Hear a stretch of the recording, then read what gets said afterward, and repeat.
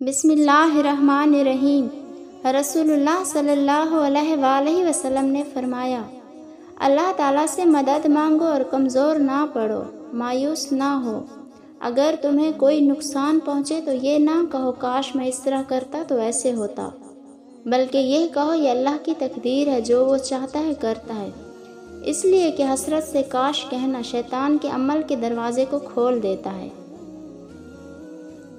رسول اللہ صلی اللہ علیہ وآلہ وسلم نے فرمایا، اللہ تعالیٰ کا واسطہ دے کر اگر کوئی تم سے پناہ مانگے تو اسے پناہ دے دیا کرو، اور اگر کوئی اللہ کے نام پہ تم سے سوال کرے تو اسے دے دیا کرو۔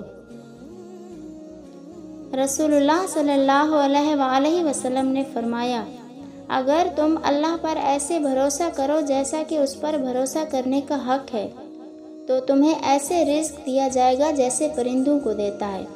وہ صبح خالی پیٹ نکلتے ہیں اور شام کو پیٹ بھر کے واپس آتے ہیں۔ رسول اللہ صلی اللہ علیہ وآلہ وسلم نے فرمایا، واللہ وہ ایمان والا نہیں، واللہ وہ ایمان والا نہیں، واللہ وہ ایمان والا نہیں۔ عرض کیا گیا، کون یا رسول اللہ؟